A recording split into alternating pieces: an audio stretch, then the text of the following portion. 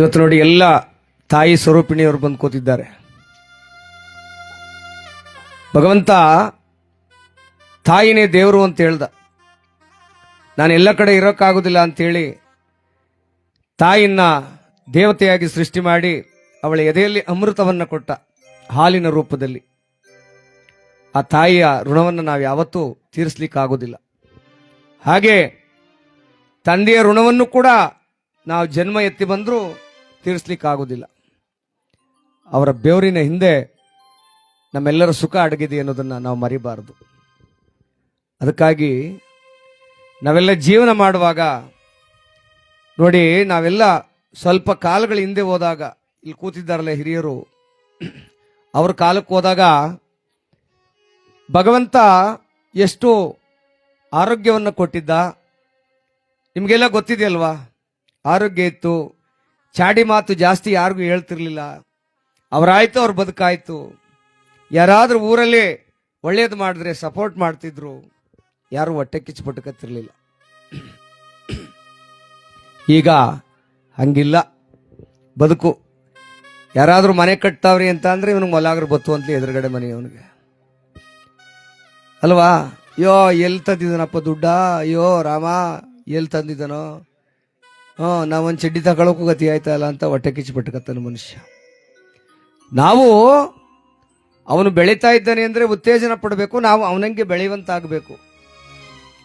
ಇಲ್ಲ ಅಂದ್ರೆ ಹೊಟ್ಟೆ ಕಿಚ್ಚು ಪಟ್ಕೊಂಡು ಮನಸ್ಸು ಇರಬಾರ್ದು, ಅದು ಯಾವತ್ತೂ ಒಳ್ಳೇದಲ್ಲ. ಯಾಕೆಂದ್ರೆ ನೋಡಿ, ಎಷ್ಟೋ ಜನಕ್ಕೆ ಶಾಪ ಹಾಕ್ತೀವಿ, ಆಗದೆ ಇರೋರಿಗೆಲ್ಲ ಶಾಪ ಹಾಕ್ಬಿಡ್ತೀವಿ. ಆದರೆ ನೆನ್ಪಿಟ್ಕೊಳ್ಳಿ, ಆ ಶಾಪ ಮೊದಲು ತಟ್ಟೋದು ಯಾರು ಹಾಕಿದ್ದಾರೋ ಅವ್ರಿಗೆ, ಬಯಸ್ಕೊಂಡವ್ರಿಗಲ್ಲ. ಯಾರು ಶಾಪ ಹಾಕ್ತಾರೋ ಅವ್ರಿಗೆ ಮೊದಲು ಅದು ಹೊಡೆಯೋದು. ಅದಕ್ಕೆ ಹೇಳೋದು, ಮಾಟ ಮಾಡಿಸ್ತವ್ರ ಮನೆ ಮಾಳವಾಯ್ತು, ಸುಳ್ಳು ಹೇಳ್ದವ್ರ ಮನೆ ಸುಳ್ಳಡ್ಗೋಯ್ತು ಅಂತ. ಕರ್ಮ ಯಾರನ್ನು ಬಿಡೋದಿಲ್ಲ.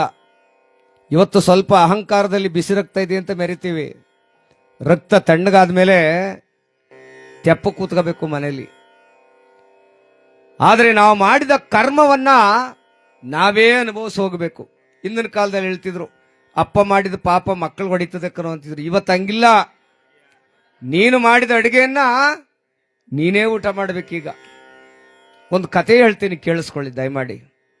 ಕರ್ಮ ಅಂತಕ್ಕಂಥದ್ದು ಹೆಂಗಿರ್ತದೆ ಅಂದ್ರೆ, ಒಬ್ಬ ಯಾರೋ ಊರ್ ಗೌಡ ಇಲ್ಲಿ ಒಂದು ದೇವಸ್ಥಾನದಲ್ಲಿ, ಡಿಂಕದಮ್ಮ ದೇವಸ್ಥಾನ ಅನ್ಕೊಳ್ಳಿ, ಅಲ್ಲಿ ದೇವಸ್ಥಾನದಲ್ಲಿ ಪ್ರತಿದಿನ ಮಧ್ಯಾಹ್ನದೊತ್ತು ಬಂದಂತ ಭಕ್ತಾದಿಗಳಿಗೆ ಯಜಮಾನ, ಊರಿಗೆ ಯಜಮಾನ, ಬೇಕಾದಷ್ಟು ದುಡ್ಡಿದೆ, ಆಸ್ತಿ ಇತ್ತು, ಅಯ್ಯೋ ಭಗವಂತ ತಾಯಿ ಸನ್ನಿಧಿಗೆ ಬರುವಂತ ಭಕ್ತಾದಿಗಳಿಗೆ ಒಂದು ತುತ್ತು ಅನ್ನ ಹಾಕ್ಬೇಕು ಅನ್ನುವಂಥ ಪ್ರೀತಿ ಅವನಲ್ಲಿತ್ತು.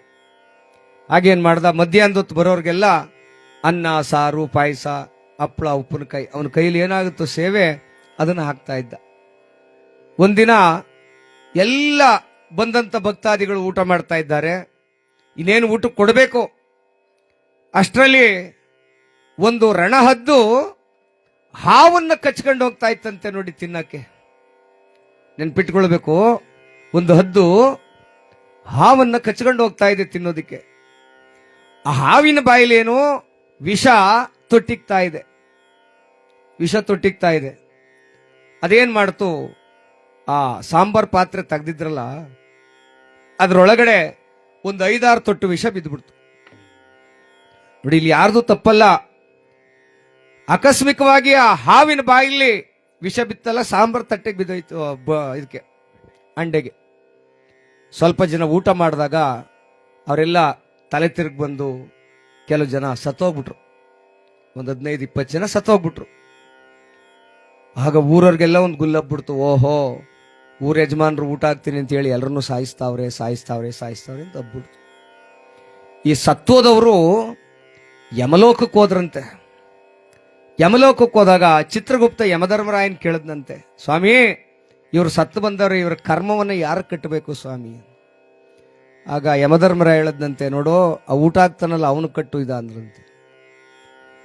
ಚಿತ್ರಗುಪ್ತ ಬೇಜಾರು ಮಾಡ್ಕೊಂಡು ಯಮಧರ್ಮರಾಯನಿಗೆ ಹೇಳದ್ನಂತೆ, ಸ್ವಾಮಿ ಅವ್ರದ್ದೇನ್ ತಪ್ಪು ಸ್ವಾಮಿ, ಬಂದಂತ ಭಕ್ತಾದಿಗಳಿಗೆ ಊಟ ಹಾಕ್ತಿದ್ರು ಯಜಮಾನ್ರು, ಅವ್ರಿಗೆ ಯಾಕೆ ಸ್ವಾಮಿ ಕರ್ಮ ಕಟ್ಟಬೇಕು? ಹೌದಲ್ವಾ, ಒಂದು ಕೆಲಸ ಮಾಡು, ಹಾಗಾದ್ರೆ ಆ ಹಾವು ಕಟ್ಬಿಡು, ವಿಷ ಬೀಳಿಸ್ತಲ್ಲ ಹಾವಿಗೆ. ಪಾಪ ಅದ್ರ ಕಷ್ಟ, ಅದಕ್ಕೆ ಅದು ಸಾವು ಬದುಕಿನ ನಡುವೆ ಹೋರಾಟ ಮಾಡ್ತಾ ಇದೆ. ಅದ್ರ ಕಷ್ಟ ಅದಕ್ಕದೆ. ಅದಕ್ಕೆ ಹೆಂಗ್ ಕಟ್ಟೋದು ಸ್ವಾಮಿ? ಇಲ್ಲಾಂದ್ರೆ ರಣದ್ದು ಕಟ್ಟಿಬಿಡು. ರಣದ್ದದೇನ್ ತಪ್ಪು? ಅದು ಆಹಾರಕ್ಕಾಗಿ ಹಾವನ್ನು ಹಿಡ್ಕೊಂಡು ಹೋಗ್ತಾ ಇದೆ. ಏನ್ ಮಾಡೋದು? ಯಾರು ಕಟ್ಟಬೇಕು ಈ ಕರ್ಮದ ಫಲವನ್ನ? ಸ್ವಲ್ಪ ದಿನ, 2-3 ದಿನ ಆಯ್ತು. ಆ ದೇವಸ್ಥಾನದಲ್ಲಿ ಪಕ್ಕದಲ್ಲಿ ಒಬ್ಬಮ್ಮ ಹೂ ಮಾರ್ತಿದ್ಲಂತೆ. ವಯಸ್ಸಾಗಿರುವ ಅಜ್ಜಿ ಹೂ ಮಾರ್ತಿದ್ಲಂತೆ. ಆ ಹೂ ಮಾರುವಾಗ ಯಾರೋ ಒಬ್ರು ಭಿಕ್ಷುಕ ಬಂದು ಕೇಳಿದ್ನಂತೆ, ಅವ್ವಾ ಇಲ್ಲೆಲ್ಲೋ ಊಟ ಹಾಕ್ತಾರಂತಲ್ಲ ಮಧ್ಯಾಹ್ನದ ಹೊತ್ತು, ಹೊಟ್ಟೆ ಸಿತಾ ಇದೆ ತಾಯಿ, ಎಲ್ಲಿ ಅಂತ ಹೇಳ್ತೀವ? ದೇವಸ್ಥಾನ ದೊಡ್ಡದಾಗಿದೆ, ಎಲ್ಲಿ ಅಂತ ಗೊತ್ತಾಗ್ತಿಲ್ಲ ಅಂದಾಗ ಆ ಮುದುಕಿ ಹೇಳದ್ಲಂತೆ, ಹೋಗ್ಬೇಡ ಕಣಪ್ಪ ಅಲ್ಗೆ, ಈಗ ತಾನೆ ಮೊನ್ನೆ ದಿನ 15 ಜನ ಊಟದಲ್ಲಿ ವಿಷ ಹಾಕ್ಬಿಟ್ಟಿದ್ದ ಅವಯ್ಯ, 15 ಜನ ಸತ್ತೋಗ್ಬಿಟ್ರು ಅಂದ್ಲಂತೆ ಅವಳು. ಯಮಧರ್ಮರಾಯ ತಟ್ಟನೆ ಪ್ರತ್ಯಕ್ಷನಾದ. ಆಗ ಚಿತ್ರಗುಪ್ತನಿಗೆ ಹೇಳದ್ನಂತೆ, ಈ 15 ಜನ ಸತ್ತವರಲ್ಲ, ಅದ ಕರ್ಮವನ್ನ ಈ ಅಮ್ಮನ ಕಟ್ಟು ಅಂದಂತೆ. ನೋಡಿ, ಮಾಡಿದವ್ರ ಪಾಪ ಆಡದವ್ರ ಬಾಯಿಲಿ ಅಂತ. ಮಾತಾಡುವಾಗ ಎಚ್ಚರಿಕೆಯಿಂದ ಮಾತಾಡಬೇಕು. ಏನು ಸತ್ಯ ಏನು ಅಸತ್ಯ ಅನ್ನೋದನ್ನು ತಿಳಿದು ಮಾತಾಡಿದ್ರೆ ಬಹಳ ಒಳ್ಳೆಯದು. ತುಳಿದು ಮಾತಾಡಬಾರ್ದು, ತಿಳಿದು ಮಾತಾಡಬೇಕು. ಕರ್ಮ ನಮ್ಮ ಬೆನ್ನಿಂದ ಕಾಯ್ತಿರ್ತದೆ. ಭಗವಂತ ಅಂತಕ್ಕಂಥವನು ನೋಡ್ತಿರ್ತಾನೆ ಸಕಲವನ್ನು. ನಾವು ಮನುಷ್ಯರಾಗಿ ಬಾಳಬೇಕು ವಿನಃ ಚಾಡಿ ಹೇಳಿ ಇನ್ನೊಬ್ಬರನ್ನ ಹಾಳು ಮಾಡಿ ಬದುಕಬಾರ್ದು ಅನ್ನೋದೇ ಈ ಕಥೆಯ ಉದ್ದೇಶ. ಎಲ್ಲರಿಗೂ ಒಳ್ಳೆಯದಾಗಲಿ. ಒಂದು ಚಪ್ಪಾಳೆಯನ್ನ ನೀಡಬಹುದು ದಯಮಾಡಿ ಎಲ್ಲರೂ ಸೇರಿ.